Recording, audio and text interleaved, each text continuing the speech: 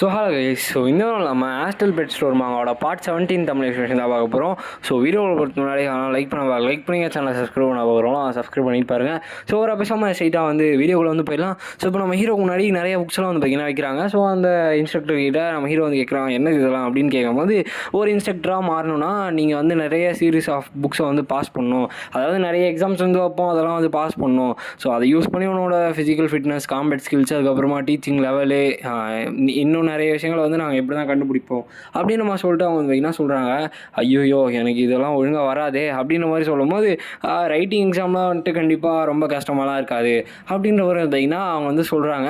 இப்போதைக்கு mister சூவோட combat ஸ்கில்ஸில் நம்மளுக்கு எந்த டவுட்டுமே கிடையாது. ஏன்னா அவர் ரொம்பவுமே பவர்ஃபுல்லான ஒரு ஆள் தான். அவரோட லெவல்லாம் பியாண்ட் த இமேஜினேஷன்ன்ற மாதிரி தான் இருக்குது. ஆனாலுமே இவர் ஒரு சில டெஸ்ட்டு ஃபாலோ பண்ணணும் அப்படின்னு நம்ம சொல்லிட்டு பார்த்தீங்கன்னா ஒரு இடத்துக்குள்ளே கூப்பிட்டு போகிறாங்க. ஆக்சுவலாக இது ஒரு ஒயிட் மார்ஸ், இது ஒரு மிஷினு. இதுக்கிட்ட நீங்கள் ஒரு நிமிஷம் சர்வைவ் பண்ணிங்கன்னா நீங்கள் இன்ஸ்ட்ரக்டராக மாறிடலான்ற மாதிரி பார்த்தீங்கன்னா சொல்கிறாங்க.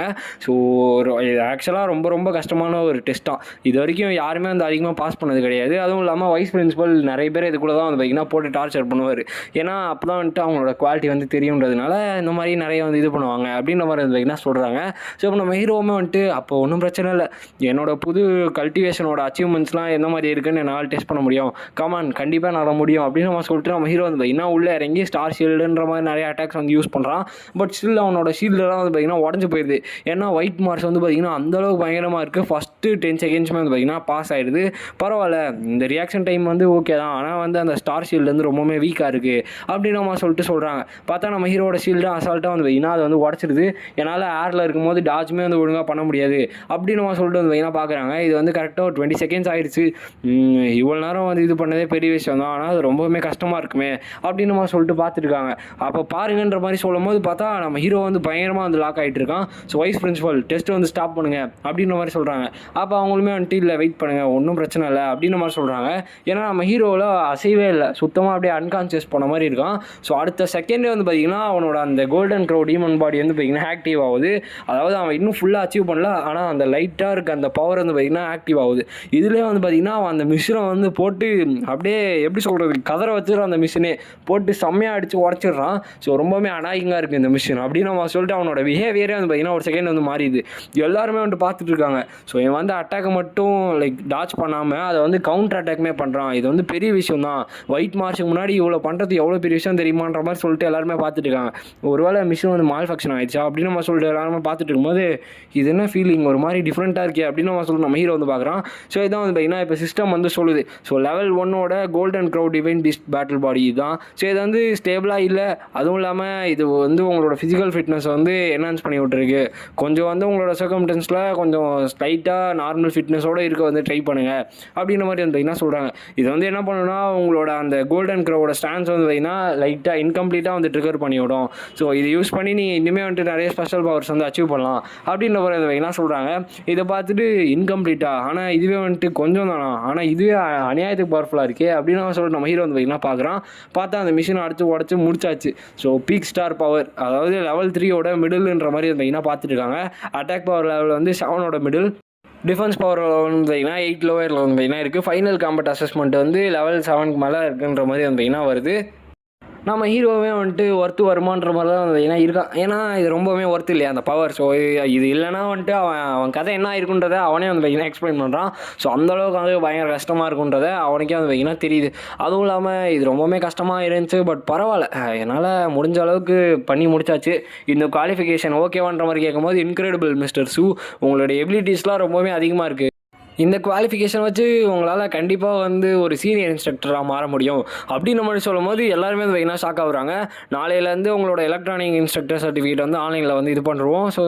நீங்கள் ஃபங்க்ஷனில் ஜாயின் பண்ணதில் ரொம்பவுமே சந்தோஷம் அப்படின்ற மாதிரி பார்த்தீங்கன்னா சொல்கிறாங்க. அதுவும் இல்லாமல் ஒயிட் மாஸோட ஸ்ட்ரென்த்துன்றது பார்த்தீங்கன்னா லிட்டரலாக ஒன்றும் சின்ன விஷயம்லாம் கிடையாது. ஆர்டினரி பீப்புள்னால ஒன்றுமே பண்ண முடியாது. அப்போ அவங்க உங்களோட கிளாத்ஸ் கிழிஞ்சு போனதுனால இப்படி இருக்கீங்களா அப்படின்னு கேட்குறாங்க. அப்படிலாம் கிடையாது அப்படின்ற மாதிரி நம்ம ஹீரோ சொல்கிறான். பர்சனலாக கார் ஏதாவது வச்சு அமுச்சு விட்டுமா அப்படின்னு கேட்கும்போது அதெல்லாம் தேவையில்ல, நானே அப்படியே போயிடுவேன்ற மாதிரி சொல்லிட்டு அவன் வந்து பார்த்தீங்கன்னா கிளம்புறான். ஸோ ஓகே நீ வந்து நல்லா வந்து கேட்டுக்கோ அப்படின்னு அவன் சொல்லிட்டு அந்த பக்கத்தில் இருக்க அவங்க இருக்காங்க இல்லையா, ஸோ அவங்ககிட்ட வந்து சொல்கிறாங்க. ஸோ இவன் இருக்கார் இல்லையா, அதாவது நம்ம ஹீரோ, ஸோ இவன் வந்துட்டு ஒரு சில சீக்ரெட்டான மார்ஷியல் ஆர்ட் டெக்னிக்ஸ்லாம் வந்து கற்று வச்சுட்ருக்கான். ஸோ அதுவும் இல்லாமல் இதை வந்து அவன் லாங்காக வந்து ப்ராக்டிஸுமே பண்ணுறதில்ல, அதை வந்து விட்டுட்டுருக்கான். இவனுக்கு பின்னாடி ஒரு பெரிய மாஸ்டர் வந்து கைட் பண்ணிகிட்டு இருப்பாங்க. ஸோ சீக்கிரமாக வந்துட்டு இவன் நல்லா க்ளோஸ் ஆகிட்டு ஆப்பர்ச்சுனிட்டி கிடச்சிச்சுன்னா அவன் கூட வந்து அந்த மாஸ்டர் யாருன்னு கண்டுபிடிக்க வந்து ட்ரை பண்ணுங்கள். ஸோ அங்கே வந்து கண்டிப்பாக ஒரு சில க்ளூஸ் வந்து இருக்கலாம். ஸோ அவனோட மாஸ்டர் யார் அதெல்லாம் வந்துட்டு ஸோ சீக்கிரமாக அவனோட ஷாப் எங்கே இருக்குன்றதை கண்டுபிடிங்க அப்படின்னு அவன் சொல்லிட்டு அவர் அந்த என்ன சொல்லிட்டு இருக்காரு. நம்ம ஹீரோ வந்துட்டு டக்குன்னு அங்கேருந்து ஒன்றும் ட்ராமட்டிக்காக பண்ணணும்லாம் ஒன்றும் அவசியம் இல்லை, என்னோடய ஷாப்போட லொக்கேஷன் வந்து நான் டேரெக்டாகவே சென்ட் பண்ணிடுறேன் ஓகேவா. ஸோ அதுவும் இல்லாமல் எனக்கு வந்து ஒரு நல்ல ஸ்டூடெண்ட்ஸாக வந்து இன்ட்ரடியூஸ் பண்ணுவீங்க அப்படின்னு ஒரு அந்த இல்லை நம்ம ஹீரோ அங்கேருந்து சொல்கிறான்.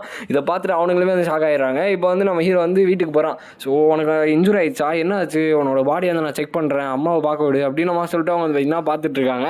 நம்ம ஹீரோ வந்துட்டு அதெல்லாம் ஒன்றும் பிரச்சனை இல்லை, நான் வந்து போய் கிளாத்ஸ் வந்து சேஞ்ச் பண்ணிட்டு வந்துடுறேன் அப்படின்னு அவன் சொல்லிட்டு போகிறான். பார்த்தா அவன் ஆல்ரெடி அந்த வாட்டர் ப்ரெஷர் ஆர்மர் வந்து க்ரியேட் பண்ணான் இல்லையா, ஸோ அதை வந்து கிட்டத்தட்ட உடஞ்சி போகிற நிலைமைக்கு வந்து பார்த்திங்கன்னா இருக்கும். ஸோ பரவாயில்ல, இதுக்கு வந்து வாரண்ட்டி இருந்துச்சுன்னா நல்லாயிருக்கும்னு நினைக்கிறேன் அப்படின்னு அவன் சொல்லிட்டு அவன் ட்ரெஸ் மாற்றிட்டு இருக்கும்போது சூப்பிங் அப்படின்னு அவன் சொல்லிட்டு அவன் வந்து டக்குன்னு அவங்களோட தங்கச்சி வந்து கதை ஓப்பன் பண்ணுறாங்க. உனக்கு இன்னும் அந்த ஸ்டார் பவர் வந்துருக்கா அப்படின்னு அவன் சொல்லிட்டு கேட்குறாங்க. பார்த்தா நம்ம ஹீரோ வந்துட்டு ஆமாம் இருக்குது, என்ன விஷயம் அப்படின்னு அவன் சொல்லிட்டு திரும்புகிறான். அவன் ஹாஃப் ட்ரெஸ்ஸில் வந்து பார்த்திங்கன்னா அதாவது ஷார்ட்ஸ் மட்டும் போட்டு இருப்பான். ஸோ இப்போ வந்து அவனை பார்த்துட்டு நீ எப்படா எழுந்திரிச்சா அப்படின்னு ஒரு என்ன கேட்குறாங்க. ஸோ நீ வந்து எந்த அளவுக்கு உன்னோட கண் வந்து இருக்குன்னு எனக்கு வந்து க்ளீனாகவே தெரியுது. ஸோ என்னோட பெர்மிஷன் இல்லாமலே நீ வந்து கதை திறந்துட்டு வரியா அப்படின்னு நம்ம சொல்லிட்டு அவன் பார்த்திங்கன்னா திட்டிகிட்டு இருக்கான். ஸோ இந்த வாட்டி இதுக்கான பனிஷ்மெண்ட்டை நான் உனக்கு தெளிவாகவே கொடுக்குறேன் அப்படின்னு நம்ம சொல்லிட்டு நம்ம ஹீரோ வந்து பார்த்திங்கன்னா அந்த பொண்ணை பார்த்த மாதிரி நடக்க ஆரம்பிக்கலாம். அதாவது அவன் சிஸ்டரை பார்த்த மாதிரி நடக்க ஆரம்பிக்கலாம். ஸோ உனக்கு இதுக்கு மேலே லெசன்ஸ் வந்து நான் கொடுக்கலன்னா நீ எப்படி பண்ணுவேன்னு எனக்கு வந்து தெரியும். ஸோ நீ வந்து உனக்கு வந்து தெரியல நான் எப்படிப்பட்ட ஆள்னு அப்படின்னு சொல்லிட்டு போகும்போதே அந்த பொண்ணு வந்து திருப்பி ஒரு பஞ்ச் வந்து பார்த்திங்கன்னா வைக்கும். ஸோ லிட்டரலாக இந்த பேனலில் நான் எக்ஸ்பிளைன் பண்ணணும்னு அவசியம் இல்லைன்னு நினைக்கிறேன். ஸோ அப்படிப்பட்ட ஒரு பெயினை வந்து ஹீரோவுக்கு வந்து கொடுத்துட்றாங்க. ஸோ என் பக்கத்தில் வராத அப்படின்னு நம்ம சொல்லிட்டு நம்ம ஹீரோ வந்துட்டு ஒரு செகண்ட் வந்து ஆடி அசைஞ்சு போயிடுறான். ஸோ இங்கே என்ன நடக்குது அப்படின்னு நம்ம சொல்லிட்டு என்னோடய டிஃபென்ஸ் லெவல் வந்துட்டு இந்த அளவுக்கு லோயர்லேயும் இல்லையே அப்படின்னு நம்ம சொல்லிட்டு பார்க்கும்போது தான் வந்து தெரியுது அந்த கோல்டன் க்ரோ ஆக்டிவ் ஆச்சு இல்லையா. ஸோ அதனால ஃபிசிக்கல் ஸ்ட்ரென்த் வந்து பார்த்திங்கன்னா 3rd லெவல் கிட்ட தான் இருக்குன்ற மாதிரி வருது. இதை பார்த்துட்டு நம்ம ஹீரோவுக்கு வந்து பார்த்திங்கன்னா மனசே உடஞ்சு போயிடுது. ஸோ அதுக்கப்புறமா உன்னோட பேட்டில் பெட்டு எதெல்லாம் என்னெல்லாம் வச்சுருக்கேன், அதுவும் இல்லாமல் எப்படி அவைக்கன் ஆச்சு அதெல்லாம் சொல்லிட்டு அவங்க அம்மா வந்து கேட்டுட்ருக்காங்க. நம்ம ஹீரோ வந்துட்டு இப்போதைக்கு என்கிட்ட இருக்கிறது ஒரே ஒரு பெட்டு தான், அது வந்து ஸ்மால் பேபி ஸ்கெலட்டன் பெட்டு தான். ஸோ அதோட ஆப்டிடியூட் வந்து ஆவரேஜ் தான், எல்லாமே பிலோ ஆவரேஜில் தான் இருக்கும் அப்படின்னு அவன் சொல்லிட்டு சொல்கிறான். ஸோ உனக்கு வந்து பெருசாக வேணும்னாலும் காசு நிறைய தேவைப்படுதில்ல, உனக்கு வாட்டர் எலக்ட்ரிசிட்டி பில்லாம் கட்டுறதுக்கு காசு கரெக்டாக இருக்கா, கடையில் ஒழுங்கா இதுவாகுதா அப்படின்னு அவன் சொல்லி கேட்குறாங்க. அதெல்லாம் பிரச்சனை இல்லை, ஒன்றும் இல்லை, கரெக்டாக தான் போயிட்டுருக்குன்ற மாதிரி அவனோட பேலன்ஸுமே அது காட்டுறா ரொம்பவே அதிகமாக இருக்குது. இதை பார்த்துட்டு அவங்களுமே வந்து பார்த்திங்கன்னா ஷாக் ஆகிடுறாங்க. இப்போ வந்து கடைக்கு வந்து ஆள் வராங்க. ஸோ கடையில் யாருன்னு பார்த்தீங்கன்னா நம்ம ஹீரோ தான் உட்காந்துட்டு இருக்கான். ஹீரோ கிட்ட வந்துட்டு நீங்கள் அந்த லைட்னிங் ராட்டை வந்து எந்த அளவுக்கு பவர்ஃபுல் ஆக்குனீங்களோ ஸோ அதே மாதிரி வந்துட்டு என்னோட 4 பெட்ஸை வந்து பவர்ஃபுல் ஆக்கணும் அப்படின்ற மாதிரி அந்த என்ன கேட்குறாங்க. ஸோ அதுக்கு நம்ம ஹீரோ வந்துட்டு என்னால் அந்த அளவுக்குலாம் பண்ண முடியாது, ஏன்னா அது வந்து ஒரு லிமிட்டட் ஆஃபர் தான் அப்படின்ற மாதிரி அவன் சொல்லும் போது மேபி இது வந்து ஒரு ரூமராக இருக்கும், இவன் இதை யூஸ் பண்ணி பேரை வந்து இது பண்ணிக்கலான்னு பார்த்துருப்பான். ஸோ கண்டிப்பாக இந்த கடை வந்து வேஸ்ட்டாக தான் இருக்கும் அப்படின்னு நம்ம சொல்லிட்டு அவன் வந்து அங்கேருந்து கிளம்பி போயிடுறாங்க.